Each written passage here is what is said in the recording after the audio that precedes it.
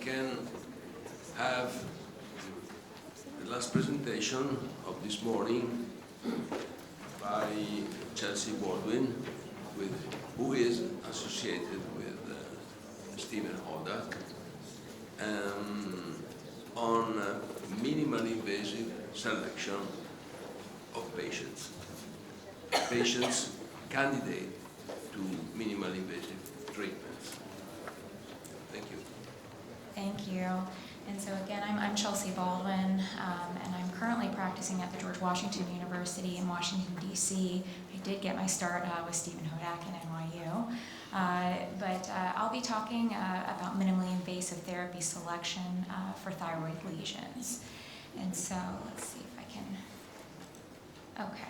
And so I have no conflicts of interest to disclose.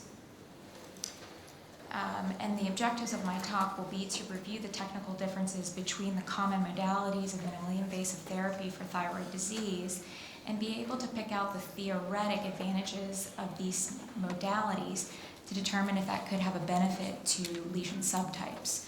And then we'll look at the real-world data and see if those pan out. We'll be looking at the most common indications for treatment with minimally invasive therapies for thyroid disease. And so first we'll start with the most simple and what we've already heard about several times, is that pure cysts and predominantly cystic nodules, ethanol ablation is the appropriate first-line minimally invasive therapy, the installation of highly concentrated ethanol after the near complete or complete evacuation of the cystic content. Again, this is generally accepted as the first-line minimally invasive therapy endorsed by all guidelines currently. And exemplified by a study by Sung et al. In 2011 that demonstrated that ethanol ablation is non-inferior to other thermal ablation therapies, in this case radiofrequency ablation, in regards to volume reduction ratios, therapeutic success defined as greater than a 50% volume reduction ratio, and cosmetic scoring. And so ethanol ablation, however, does seem to be superior when it comes to the number of treatments that are required for purely cystic lesions, and also a reduced cost and the simplicity of the procedure all make it an ideal first-line therapy.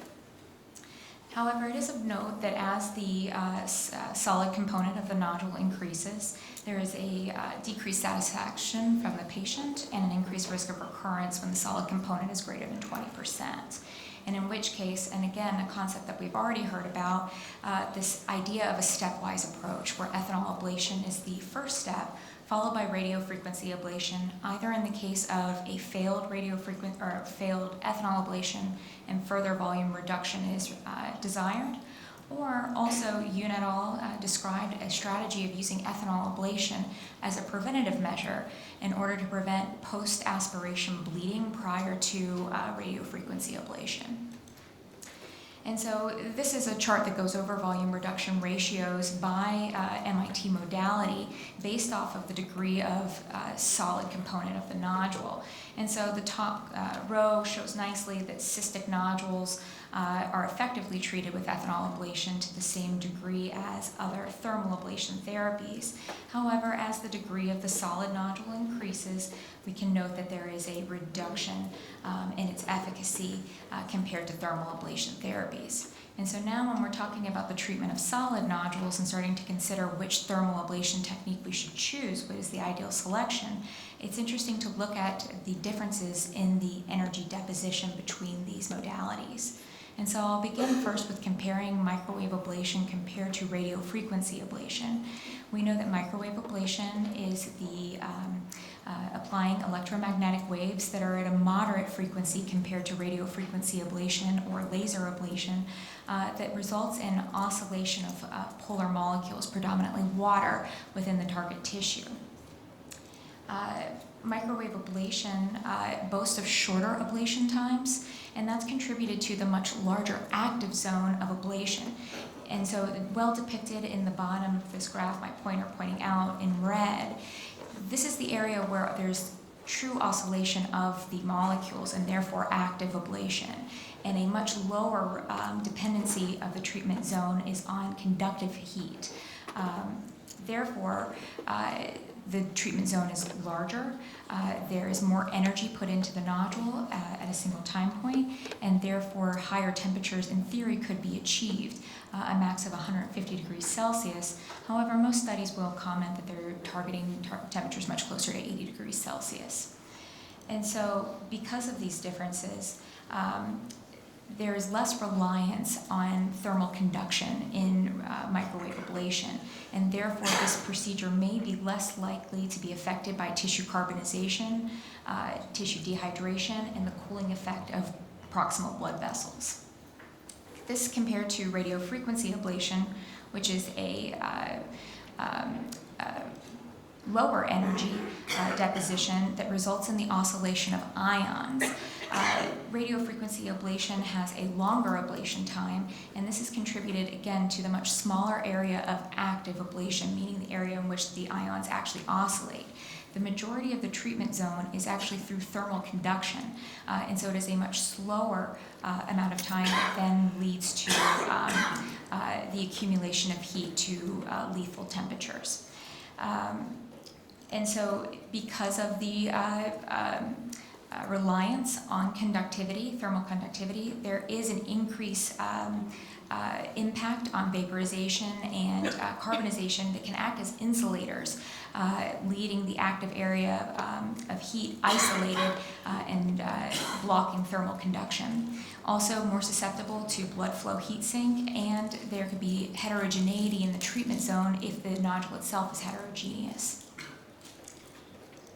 And so what could these technical differences in the energy deposition lead to as far as possible theoretic advantages in certain lesion types? And so because of this large active ablation zone for microwave ablation, it seems quite reasonable to think that larger nodules in particular might be of benefit when treated by microwave ablation, particularly nodules with a dimension greater than 4 centimeters, where we have seen in the past radiofrequency ablation fail or have reduced outcomes. Radiofrequency ablation then alternatively could be considered for lesions with either that are particularly small or that there are high-risk borders. But we also know that the moving shot technique allows radiofrequency ablation to also be applicated to larger nodules.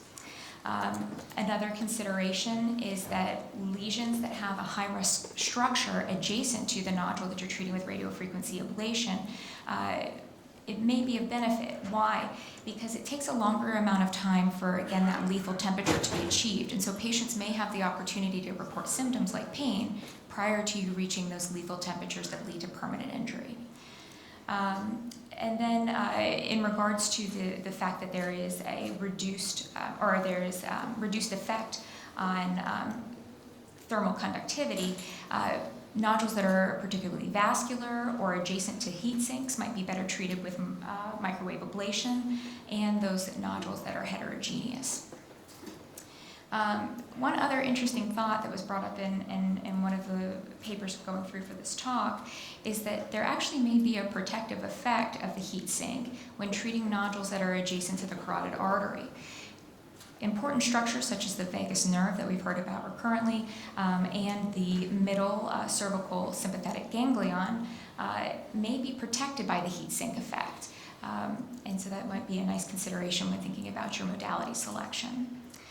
This is a nice application or question of looking into which of the modalities is most beneficial for a solid, benign thyroid nodules. These nodule groups looked at nodules greater than 2 centimeters, treated with either a single session of RFA versus microwave ablation. And so here we'll show that the primary outcome is volume reduction ratios at a given time point.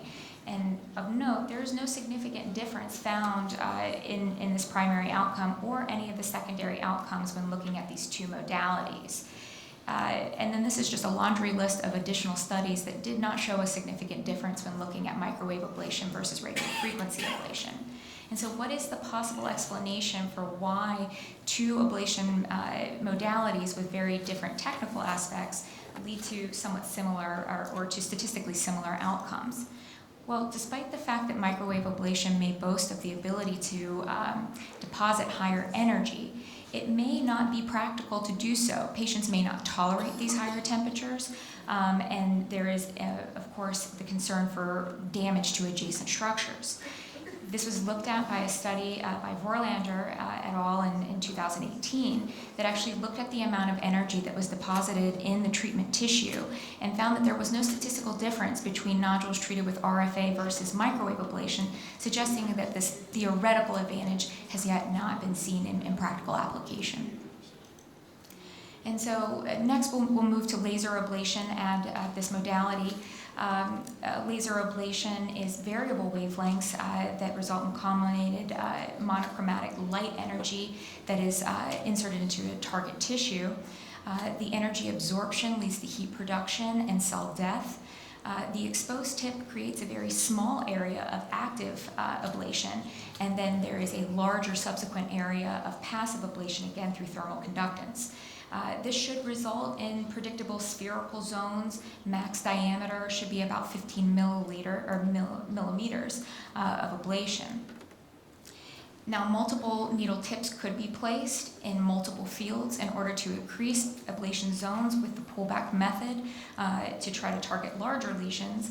But what theoretical advantages might laser therapy have compared to the other modalities? Well, these small, predictable spheres very well may be quite helpful in treating micropapillary thyroid cancers, where your goal is to have that predictable ring of safety margin.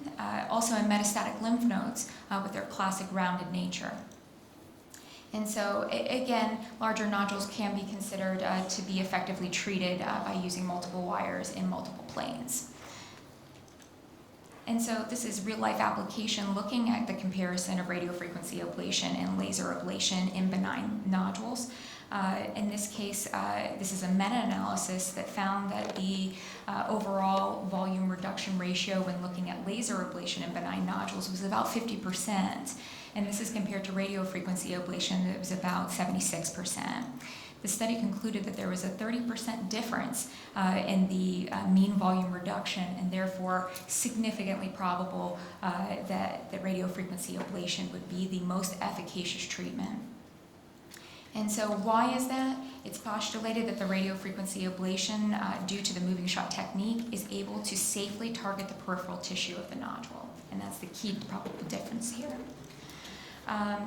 Now moving on to autonomous thyroid nodules. Autonomous thyroid nodules can be selected for thermal ablation in patients that are refusing or inappropriate for the standards of care, radioiodine or surgery. However, we know both surgery and radioiodine boast or don't boast have significant hypothyroidism post-procedural associated. And so when comparing thermal ablation to the other non-invasive standard of care, radioiodine, there's 3 studies with very similar design, is why they were selected, that compare a single session of thermal ablation to the standard of care radioiodine. And so highlights from these studies, first study looking at laser ablation versus radioiodine, note that there is a significant difference in the success rate of treating TSH or normalization of TSH favoring radioiodine. However, no significant difference in the volume reduction ratio. When looking at RFA and microwave ablation, there's actually no statistically significant difference in the ability to treat hyperthyroidism or the volume reduction ratio. But where the therapy may stand out as beneficial is that there is a significantly higher rate of post-procedural hypothyroidism associated with radioiodine compared to radiofrequency ablation or microwave ablation, in which only 8% of patients experience a subclinical hypothyroidism with RFA and no cases of hypothyroidism with microwave ablation. And so when trying to compare the actual modalities against each other, when considering autonomous functioning nodules, a group from the minimally invasive Italian treatment of thyroid nodules group in 2001 published retrospective data that investigated the treatment of autonomous functioning nodules by thermal ablation. They actually lumped both radiofrequency ablation and laser ablation. And their preliminary outcome is that both modalities are effective in treating these lesion types. But when trying to look at the subgroup analyses and the comparison between laser ablation and radiofrequency ablation, we can see in the first chart, laser ablation in black, the gray bars looking at radiofrequency ablation, there is a significant difference in volume reduction ratios. And of note, the volume reduction ratio with RFA is meeting that threshold of 80% that we know previously Bernardi's group had shown is that critical threshold to hit that makes the difference between normalization of TSH and only partial response. But despite the significant difference in volume reduction ratios, there actually was no statistical difference in the change of TSH from baseline between the two modalities. And so in another similar study now comparing or looking at RFA and microwave ablation for autonomous functioning nodules, this group did use the definition of a successful treatment as a greater than 80% volume reduction again, and the maintenance or achievement of euthyroidism. And so overall, there was approximately a 70% success rate with both techniques. And then when these two techniques were divided by modality, there was no statistically significant difference. Okay, and so this is my last lesion subtype to go through, and that's looking at the treatment of cervical lymph nodes due to recurrent papillary thyroid cancer. And so again, these three studies were chosen because they have very similar study design, but essentially technical success was defined as a lack of contrast-enhanced ultrasound perfusion after the treatment. And all modalities were able to suggest 100% technical success. There does seem to be a trend in an increased number of nodules that would have complete resolution with the use of laser ablation compared to the other modalities. But probably most clinically significant is there is no evidence of recurrence of the thyroid cancer at the site of treatment for any of these modalities, and a single episode of recurrence or new metastases seen after treatment with the microwave ablation, likely more indicative of the underlying disease process than the ablation technique itself. And across the board, significant reductions in thyroglobulin. And so what are the take-home points? Cystic nodules, the first-line treatment should be ethanol ablation, and that's due to efficacy and cost over thermal ablation. The stepwise approach may be appropriate in patients who do not have an adequate volume reduction ratio. Increasing solid component of the thyroid nodule then warrants thermal ablation, and there are no statistically significant differences in the treatment of benign solid nodules between RFA and microwave ablation. Microwave ablation does not lead to significantly increased energy deposition, even though it's theoretic potential for such. Susceptibility of the heat sink for RFA could, in theory, lead to reduced efficacy near vascular, in vascular nodules or those adjacent to large vessels. However, it also may be of protective effect for the vagus nerve or the middle cervical sympathetic ganglion. RFA does lead to significantly higher volume reduction ratio compared to laser ablation in benign thyroid nodules. Autonomous functioning thyroid nodules, RFA and microwave ablation are both shown to be just as efficacious as radioiodine, the standard of care. However, they do both have a lower risk of post-procedural hypothyroidism. The data comparing thermal ablation techniques in autonomous functioning nodules are limited. However, there does seem to be a significant benefit to volume reduction ratio, not necessarily TSH normalization, when looking at RFA versus laser ablation. Microwave ablation and RF, again, have similar outcomes when it comes to treating autonomous functioning nodules. And in regards to cervical lymph nodes that are recurrence of papillary thyroid cancer, across the board, thermal ablation seems to be a successful technique. And so on a practical point, though, we talk about these selections and possibility of choosing different modalities for different lesion subtypes. The truth is that it's probably very hard to overcome operator experience and expertise in a single modality to think that they could then see a lesion that maybe in theory could be better treated by a different modality and switch. Few operators will have the luxury of being able to switch modalities due to the cost of the generator and the amount of time that it takes in order to summit the learning curve necessary for each modality. But there is, new generators coming out that do allow for switching between radiofrequency ablation and microwave ablation, and so maybe more of us will become able to switch between modalities. But the good news here, despite these facts, is that it seems like a good toolkit for any interventional thyroidologist would be ethanol ablation for your cystic nodules, and then mastery of a thermal ablation technique for additional lesions. Thank you so much.